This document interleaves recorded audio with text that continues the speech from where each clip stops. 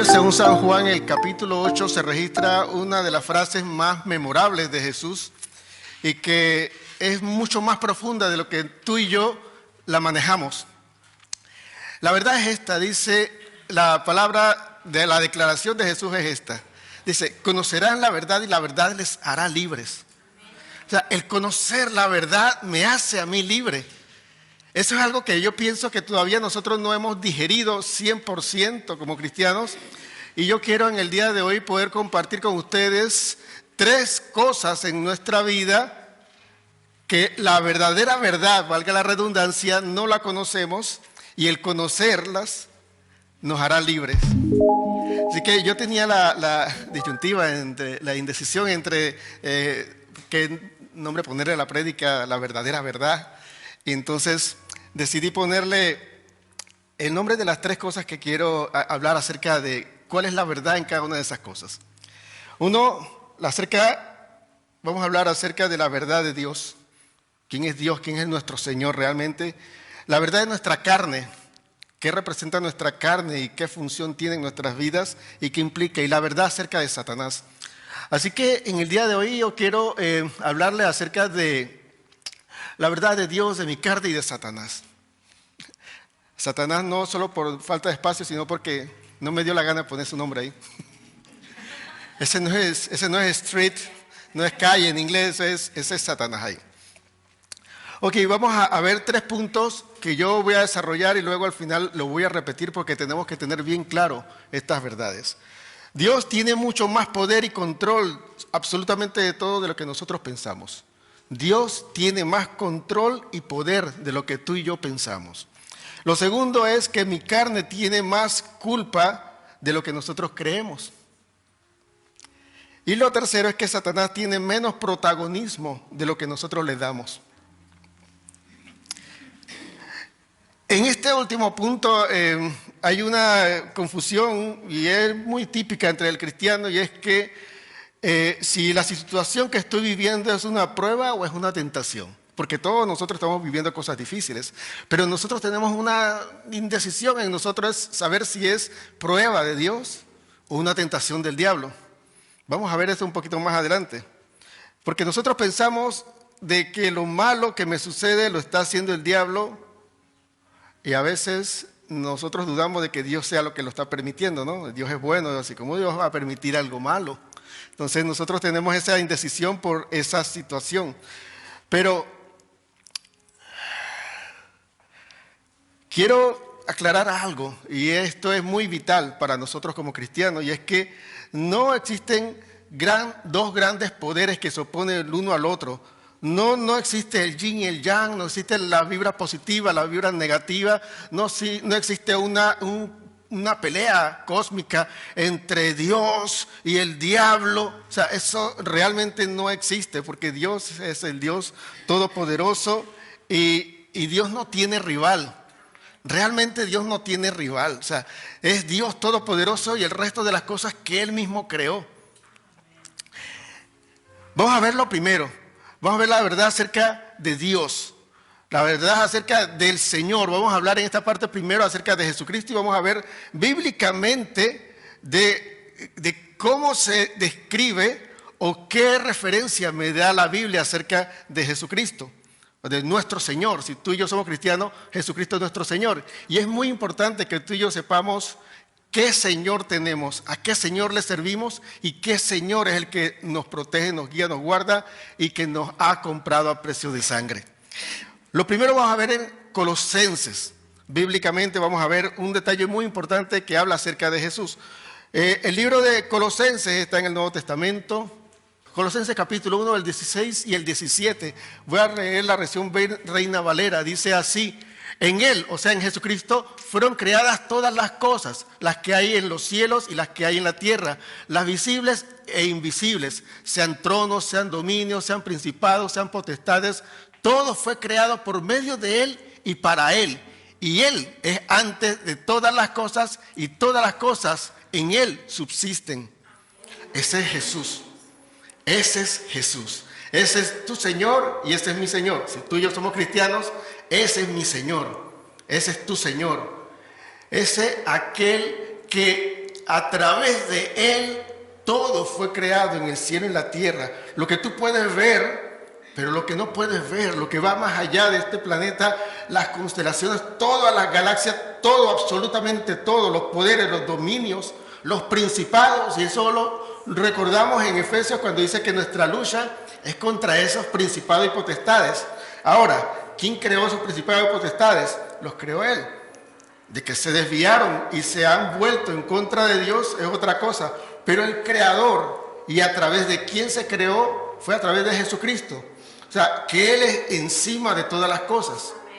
Y Él hace con ellos lo que quiere, cuando quiere y como quiere. El otro pasaje que yo quiero que veamos rápidamente es Filipenses capítulo 2. Está antes de Colosenses. Vamos a ver el capítulo 2, versículos 9 al 11. Acerca de qué es lo que sucedió después de la muerte de Cristo en el Calvario. Dice que Dios le exaltó hasta lo sumo y le dio un nombre que es sobre todo nombre, para que en el nombre de Jesús se doble toda rodilla de los que están en los cielos y en la tierra y debajo de la tierra, y toda lengua confiese que Jesucristo es el Señor, para gloria de Dios Padre. El Señor es el Señor de todo. O sea, nosotros lo hemos recibido como nuestro Salvador personal y lo hacemos nuestro Señor personal, pero el planeta entero, quiera o no quiera, Jesucristo es el Señor. Y llegará el momento donde sus rodillas se doblarán y se humillarán, reconociendo que Él es el Señor, aunque la soberbia ahora llene sus corazones y no permitan esbozar con su boca que Jesús es el Señor. Yo tengo la duda, ¿ya está grabando ya atrás? Ah, perfecto, es que no vi en el momento. Okay. En mi cabeza hay un montón de cosas corriendo a la vez. Y el Señor Jesucristo realmente reina y gobierna en absolutamente todo. Nosotros nos demos cuenta o no, Él reina. Él tiene el control absolutamente de todo. Ahora, para ver esto un poco más amplio y completo, tengo que hablar un poco acerca de Dios. Yo quiero nada más decir, por causa del tiempo, algunas cosas un poco más rápidas que no las vamos a buscar aquí. Y es que a Dios nunca lo hemos visto débil. Débil, o sea, incapaz de poder hacer algo. Dice, no hay nada imposible para Dios. Él tiene el poder absolutamente de todo. Y desde Génesis podemos ver a Dios creando un diluvio global. Lo podemos ver interrumpiendo la torre de Babel, lo podemos ver enviando fuego y azufre a Sodoma y Gomorra, lo podemos ver enviando las plagas de Egipto y lo podemos ver con toda la demostración de poder que manifestó delante del pueblo de Israel en su peregrinaje hacia la tierra prometida. La columna de fuego en la noche, la columna de humo en el día, o la nube que los cubría y los guardaba, la presencia de Él en el Sinaí, que era como unos relámpagos, unos truenos con poder y autoridad. O sea, yo no recuerdo ver a un Dios débil, es un Dios todopoderoso. Entonces, la verdad acerca de Dios es que Dios es Dios todopoderoso. Y eso a veces nosotros tenemos que recordarlo, porque nosotros a veces vivimos como si tuviésemos un Dios débil, un Dios que se le olvida las cosas, y a veces nosotros nos decimos a nosotros mismos como si fuéramos los profetas de Baal: quizás mi Dios se durmió, quizás mi Dios se distrajo con otras cosas por ahí. Pero Dios tiene el control absolutamente de todo. Aunque tú y yo no lo entendamos, no comprendamos por qué suceden las cosas, Él tiene el control absolutamente de todo. Y tiene el poder y la capacidad para cambiar todas las cosas. Ahora, ¿por qué no cambia las cosas que yo quiero que Él cambie? Porque necesitamos nosotros aprender una lección en algunas de las situaciones que tú y yo vivimos. Eso es fácil de decirlo, pero vivirlo es otra cosa, ¿verdad? Pero bueno, empecemos a echar mano de la sabiduría que nos ha dado la palabra, del conocimiento de su proceder, para que podamos entender que nuestra conveniencia, o lo que a nosotros nos conviene, es esperar en Dios. Es esperar en Dios, el obedecerle a Él y aprender qué dirección Él tiene con mi vida. Es un momento donde nosotros, como hijos, puedo decirlo, adolescentes, donde tenemos un cierto conocimiento de la vida, tenemos que empezar a tener como un alto y decir: papá sabe un poco más que yo, mamá sabe un poco más que yo. Ahora, los que estamos aquí, todos somos padres, ¿no? Entonces, no, sabemos lo que es la impaciencia de un hijo adolescente, sobre todo, cuando uno lo tiene que frenar y decir, no, espérate, eso no te conviene, esto no hagas esto. Y el ímpetu que hay, recordando cuando éramos adolescentes, de que decía, se equivocó mi mamá, se equivocó mi papá, porque es que de verdad esto hay que hacerlo. Es una tontería esperar, pero a veces conviene y es muy recomendable, y es lo mejor, esperar en Dios, porque Él sabe cuándo, el tiempo de Él es perfecto, el de nosotros es circunstancial, porque en el momento de la efervescencia lo queremos, pero Él sabe cuándo estamos preparados para obtener lo que nosotros queremos. Él sabe cuándo es el momento preciso para recibir lo que tú y yo queremos. Quizás no es en tu tiempo, quizás es en tu tiempo, pero por lo general no es nuestro tiempo, es el tiempo de Dios. Por lo general no coincide. Yo no sé por qué, pero por lo general no coincide mi tiempo con el tiempo de Dios, pero lo mejor será esperar en el tiempo de Él, porque Él es todopoderoso, porque tenemos que entender hoy día y hacer un pequeño alto en nuestra vida y en nuestro caminar cristiano y decirnos, mira, yo quisiera cambiar muchas cosas, yo quisiera lograr muchas cosas, pero yo necesito la dirección de Dios para que esto que yo quiero que cambie, cambie en su forma y en su tiempo. Para que esto que yo quiero alcanzar sea a su manera y sea como Él quiere, que es lo mejor. Y eso tenemos que nosotros recordarlo periódicamente en nuestra vida cristiana, porque constantemente nosotros vamos y que hemos leído la Biblia y ya creemos que no las sabemos todas. Y estamos como un adolescente, que simplemente hemos visto la teoría, pero en la práctica es totalmente distinto. Y la práctica solamente la dominamos con el poder del Espíritu Santo y su guía.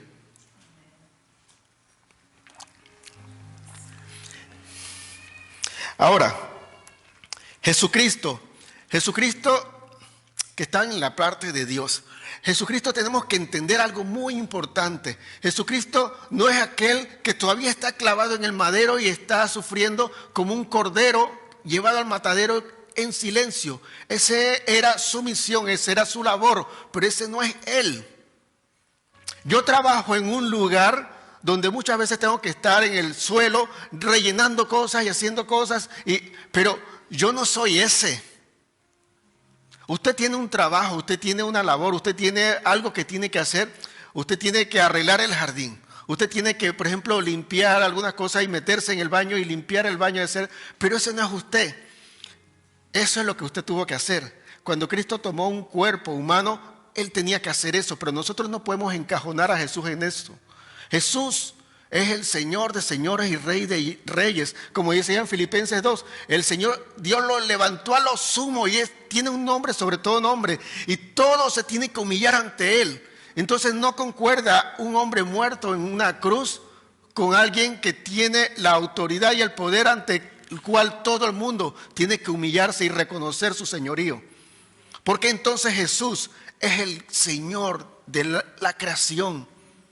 Si vimos y recordamos en Colosenses, todo lo creado, los demonios, los principados, las cosas a las cuales usted se opone y le tiene tanto miedo, todo eso fue creado a través de Jesucristo.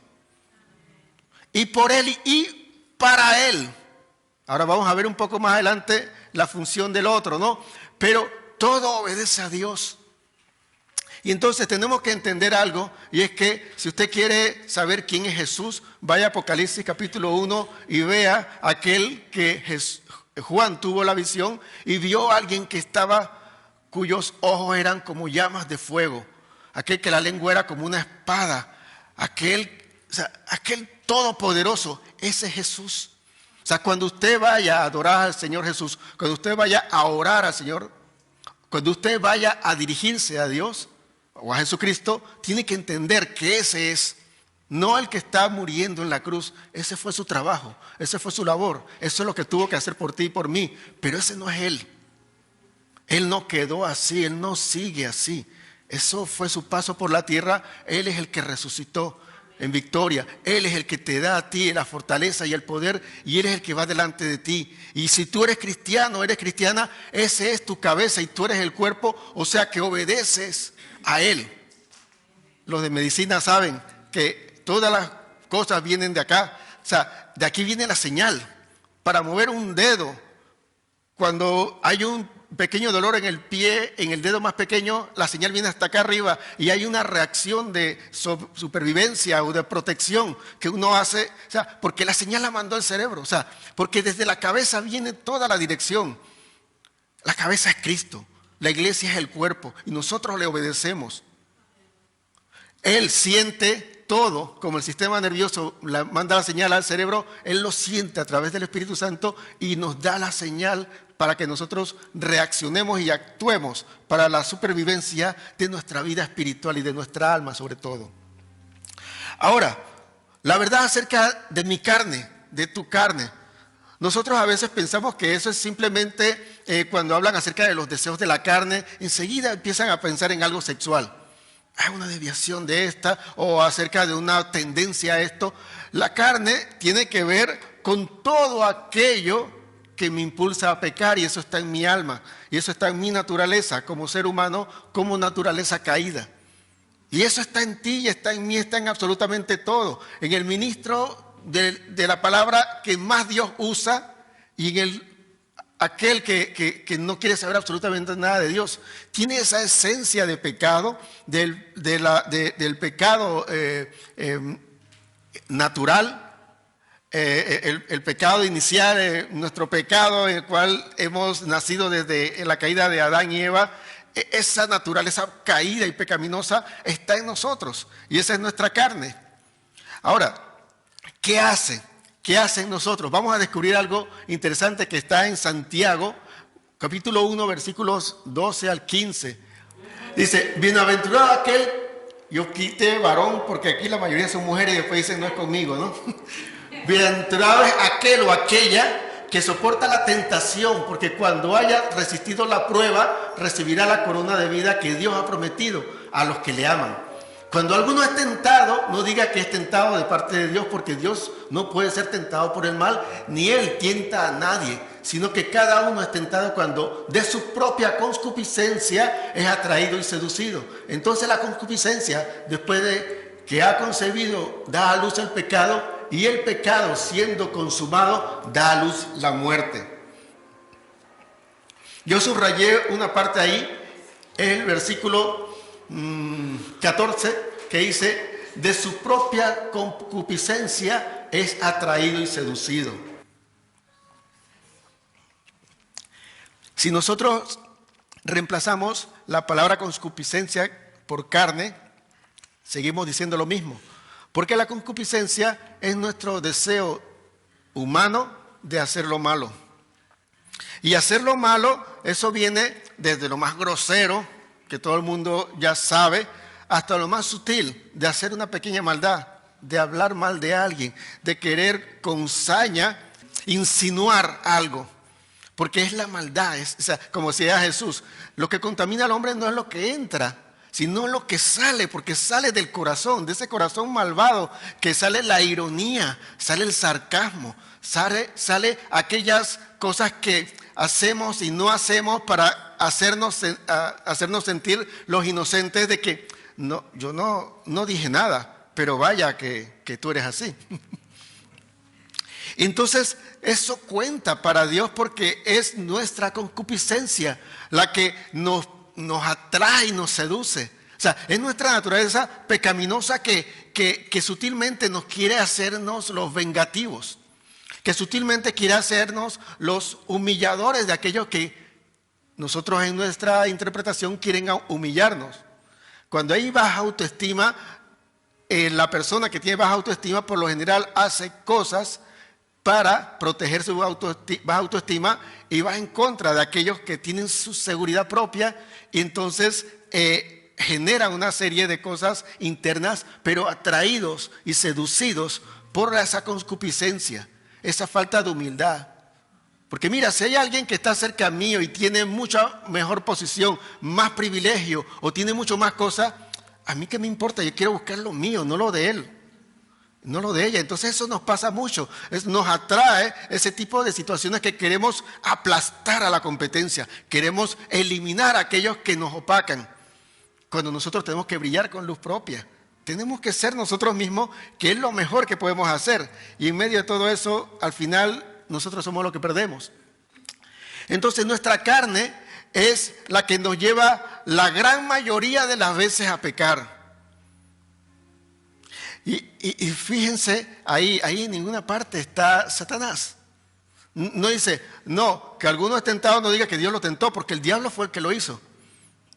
Santiago dijo, si alguno es tentado, no digan que Dios lo tentó, sino que sepan que es su propia naturaleza, que los seduce a hacer lo malo. Porque decía el Señor en Génesis 6, cuando ya después quiso destruir el planeta porque la maldad había aumentado, dice, en el hombre, el corazón del hombre está de continuo a hacer el mal. Y hoy día estamos igual. Usted se queda un rato sin nada que hacer, a veces lo primero que se le ocurre es hacer una maldad. O sea, por lo general no se nos ocurre algo productivo para hacer. O cuando estamos en relax, estamos viendo las cosas, a ver, usted se pone a esperar el tram en el Bahnhof y empieza a pasar uno o la otra persona, ¿qué es lo primero que le sale a su corazón y a su cabeza? La crítica. Mira cómo anda. Oh, Dios mío. Y dice, oye, ¿qué va? Esto... Y todo, o sea, continuamente sale de nuestro corazón el mal. Hay alguien que está bien y uno no se alegra. Si alguien está bien o le va mejor y uno dice, a lo mejor lo habrá conseguido de una mala manera. ¿Quién sabe cómo hizo para escalar a ese punto? O sea, siempre, continuo está en nosotros hacer el mal. O sea, quiero que sepan algo, Satanás nada más pone el y sí, y nosotros rellenamos la oración. La posición de Satanás. Vamos a ver ya, que quería salir Job. Vamos a ver un detalle aquí importante en Job, porque vamos a ver ya casi para terminar, es la verdad acerca de Satanás, porque estamos viendo acerca de la verdad acerca de Dios, la verdad acerca de mi carne, que es la que siempre me está haciendo pecar. El diablo, o sea, simplemente él insinúa algo o ya ni...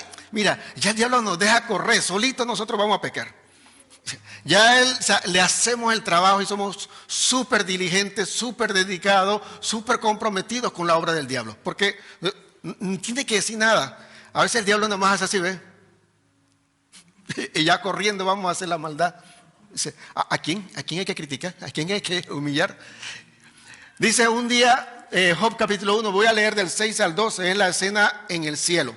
Dice, un día vinieron a presentarse delante de Jehová los hijos de Dios, entre los cuales vino también Satanás. Y dijo Jehová a Satanás, ¿de dónde vienes? Respondió Satanás a Jehová y dijo, de rodear la tierra y de andar por ella. Y Jehová dijo a Satanás, ¿no has considerado a mi siervo Job, que no hay otro como él en la tierra, varón perfecto y recto, temeroso de Dios y apartado del mal?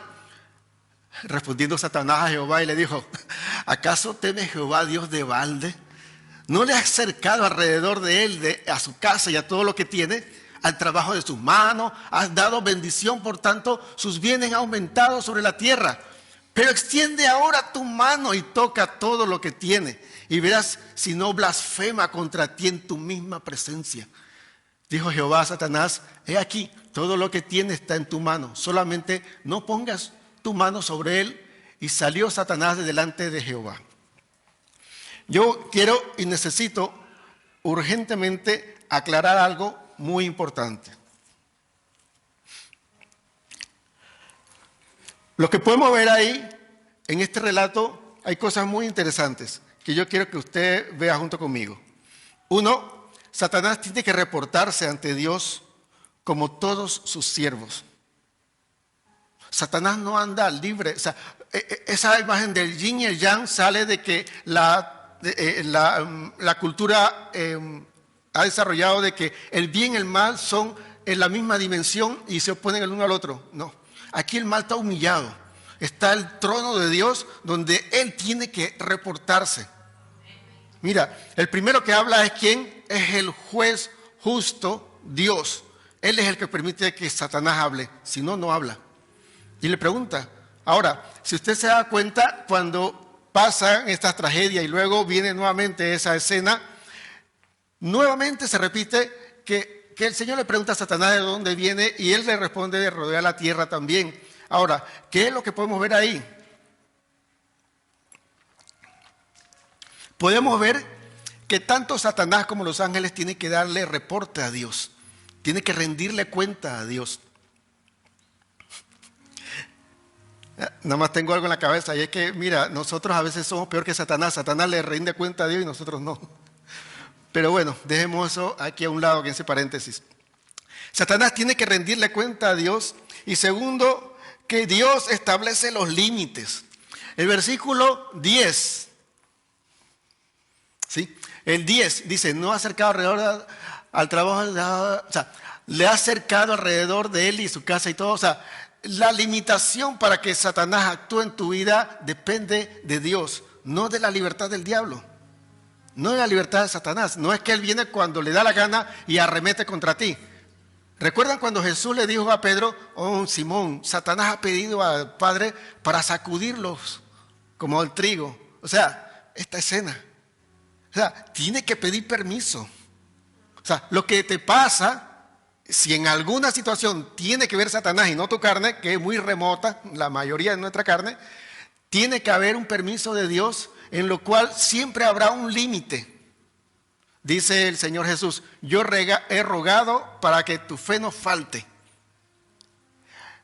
Si el enemigo pide arremeter contra ti, el Señor intercede para que pase todo lo que pasa alrededor, tu fe no falte.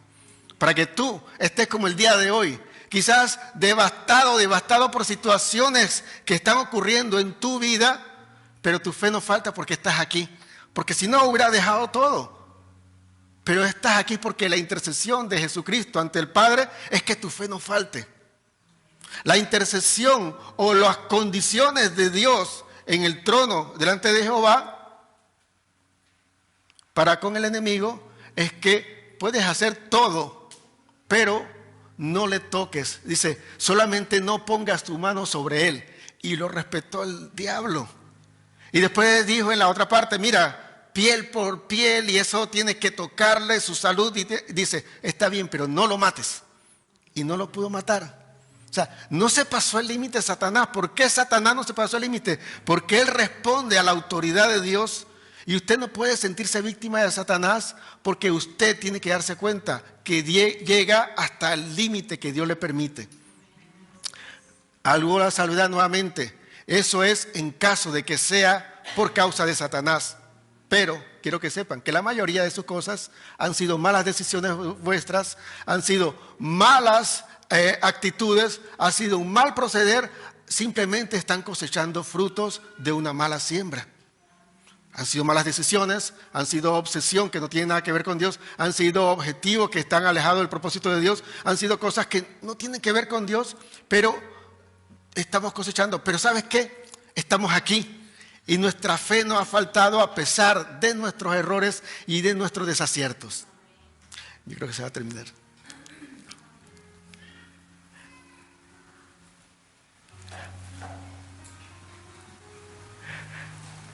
Satanás depende de la mano de Dios. Aunque usted no lo crea. Nosotros hemos crecido huyéndole al diablo, hemos crecido teniendo hasta miedo de decir Satanás, hemos crecido hasta simplemente que se menciona y uno le da escalofrío. O sea, mire, yo no le voy a quitar poder al diablo, pero tampoco le voy a dar más poder del que él tiene, porque tiene. O sea, no es que él no existe, existe. De hecho, Satanás tiene que ver con acusador. Con aquel que, no sé si a usted en la escuela le pasó, aquel que va donde la maestra a decirle todas las cosas malas que usted hace. Gracias a Dios existe Apocalipsis 12:10 que dice que aquel que acusaba a los hermanos va a ser lanzado, va a ser sacado de aquí de la tierra, o sea, va a ser excluido, va a ser lanzado al lago de fuego. O sea, ya el que nos acusaba dice, busquen si quieren o anoten Apocalipsis 12:10 para que recuerden, aquel que los acusa delante de Dios ya va a ser quitado de en medio. ¿Y quién era? Satanás, porque Satanás tiene que ver con acusador, con aquel que acusa, con aquel que se mete en medio. Sí, tiene poder, pero sobre aquellos que no están bajo la cobertura de Dios, que no están bajo Dios. Entonces, tenemos que tener en cuenta algo bien importante, es que Dios tiene el control absolutamente de todo. ¿De qué? De la guerra, de la pandemia, de tu situación personal, de la economía mundial, de tus tristezas, de tus alegrías. Dios tiene el control absolutamente de todo, pero tú y yo estamos en procesos de aprendizaje. Salimos uno, empezamos otro, y salimos uno y empezamos otro, porque así es nuestra escuela, nuestra vida es una escuela. El mundo es un salón de clases, decíamos siempre en un espacio que teníamos en YouTube. El mundo entero es un salón de clases, estamos aprendiendo constantemente. Ahora, la única forma de pasar de una clase a otra es haber superado la clase, haber aprendido la clase anterior. Si tú no te sabes bien la clase anterior, no pasas a la siguiente. Entonces uno dice, ¿pero por qué sigo en la misma situación? Entonces la pregunta sería, ¿has aprendido la situación? Porque la situación es simplemente para que aprendas, porque hoy hemos aprendido de que Dios tiene el poder, el control de todo, que te puede librar de todo. Pero tu carne y mi carne es la que nos mantiene en ese conflicto con Dios. Y Satanás se dedica a acusarnos y a meternos en la mente en que nuestro pasado nos clavó atrás, de que no podemos avanzar, de que todo lo que viene por delante no es para nosotros porque hemos dañado nuestra vida con nuestras malas decisiones y nos acusa constantemente, no delante de Dios, sino a nosotros mismos. No vales la pena, no, eso no sirvió. Mira lo que eres, hasta aquí nadie te va a querer. O sea, y un montón de otros pensamientos que, alimentados por nuestra carne débil, desconectada de Dios, vamos en el rumbo y el camino del enemigo. Entonces, hemos aprendido en el día de hoy que Dios tiene más poder y control de lo que piensas, de lo que yo pienso, de lo que tú piensas. Y eso es una lección que tenemos que tener constante en nuestra cabeza y saber que Dios tiene el control. Y de todas las cosas que usted quiere que cambien o que quieren alcanzar, Dios tiene el control. Pero estamos en un proceso de que tu carne y mi carne tienen más la culpa de lo que nosotros creemos. A veces por evitar la culpa nuestra, la mía culpa, Satanás tiene la culpa de todo. El diablo me está tentando, el diablo me ha hecho caer, el diablo me ha distraído, el diablo no me deja, el diablo me impidió que yo hiciera esto y lo otro. Pero es mi carne la que quizás no quiere hacer, someterse a Dios y resistir al diablo. Y lo que hemos aprendido también es que Satanás tiene menos protagonismo del que le damos. Porque más protagonismo de nuestra falta, de nuestras situaciones, es nuestra carne, es nuestra concupiscencia, la tendencia a hacer el mal o la tendencia a estar desconectados de Dios. Y necesitamos nosotros aprender que el cristianismo se trata de confiar plenamente en Dios sin hacerle caso a Satanás y sometiendo a la carne. Ese deseo de hacer lo malo, someterlo a Dios.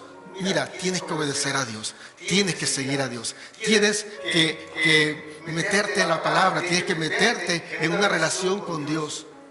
Y decirle a nuestra carne, decía el salmista, ¿por qué te abates, oh alma mía, y te turbas dentro de mí? Dice, espera en Dios porque está afanada, quiere el alma hacer algo. Dice, espera en Dios porque aún he de alabarle. Porque aún en medio de lo que estoy viviendo van a venir momentos en los cuales mi alma va a estar contenta y no va a estar triste como está ahora, va a estar contenta y va a estar alegre alabando al Señor por sus misericordias. Dejemos el pasado atrás que muchas veces nos ha llevado a culparnos a nosotros mismos y a estancarnos en nuestra vida espiritual. Dejemos todas las cosas que nos atrasan y avancemos hacia adelante al premio del supremo llamamiento en Cristo Jesús. Él nos llamó, Él te llamó a ti y a mí para algo especial, pero no lo estamos viviendo porque estamos frustrados esperando algo que tú y yo queremos. Pero lo que necesitamos es querer que Dios esté en nosotros y que Él gobierne. Y que tengamos nosotros por lo menos la actitud de sometimiento de Satanás y hacerle caso a sus límites y a sus direcciones. Porque cuando Dios le preguntó a Satanás, ¿qué haces?, él tuvo que responder. Cuando Dios le dice, llegas hasta aquí, no hagas esto, él no lo hizo. Cuando Dios le dijo, bueno, ya puedes irte, él se fue. Pero nosotros muchas veces ni siquiera eso hacemos. Pero nuevamente quiero llegar al punto principal, y es que Dios tiene mucho poder. Tiene el poder para cambiarte, tiene el poder para liberarte, tiene el poder para dejar enterrado atrás todo lo que te agobia. Tiene el poder para darte la victoria sobre tu misma carne y concupiscencia que te tiene enredado o enredada y no te permite avanzar. Yo de todo corazón quiero es que puedas conocer esta verdad y que esta verdad te haga libre. Antes de que Jesús dijera eso, le dijo a los judíos que habían creído en Él, dice, si ustedes ponen en práctica lo que yo les digo, conocerán la verdad. Entonces le agregamos una cosa más, es todo lo que hemos aprendido hasta el día de hoy, empezar a ponerlo en práctica. Porque en esa práctica vamos a conocer esta realidad, vamos a reconocer el poder de Dios, vamos a reconocer que nuestra carne se tiene que someter y vamos a reconocer de que el diablo solamente dice mentira, solo calumnia, solo acusa, pero no tiene ahí más poder, sino simplemente es un influencer, te influye a que tú actúes como él quiere y te pierdas, porque él te odia, él no te ama. Dios te ama, pero tiene todo ese poder para ayudarte a dejar todo atrás. Amén. Señor, yo te doy gracias. Padre, yo te doy gracias porque tú nos muestras tu poder y tu autoridad en medio de la situación que vivimos, Dios. Gracias porque en medio de la aflicción, en medio de los problemas, en medio de nuestra tristeza, en medio de nuestras frustraciones, tú has venido en el día de hoy a decirnos, yo tengo el poder para liberarte. Conoce esa verdad, imprégnate de ella, hazla parte de tu vida y hazla viva. Y serás libre. Gracias porque tú nos has venido a decir eso. Y gracias porque en este momento nosotros queremos reconocer que tú eres poderoso, que tú eres grandioso. De que me debo de cuidar del diablo, pero mucho más me tengo que cuidar de mí mismo y de mis malos pensamientos que me atrasan y me alejan de mi relación contigo. Ayúdame, Señor, a poder renovar mi mente y a poder hacerle oídos sordos al enemigo. Y abrir los oídos a ti, Señor. Tú eres poderoso y tú eres más grande de lo que yo había pensado. Y eres mucho más poderoso y tienes más control absolutamente de todo porque me has traído hasta este día y a este lugar a decirme que tú tienes el control en medio de toda la tragedia que yo estoy viviendo, en medio de toda la frustración y tristeza que yo estoy viviendo. Tú tienes el control y para eso me has traído aquí a decirme, yo tengo el control, yo tengo el poder y te quiero liberar y te quiero sanar. Amén.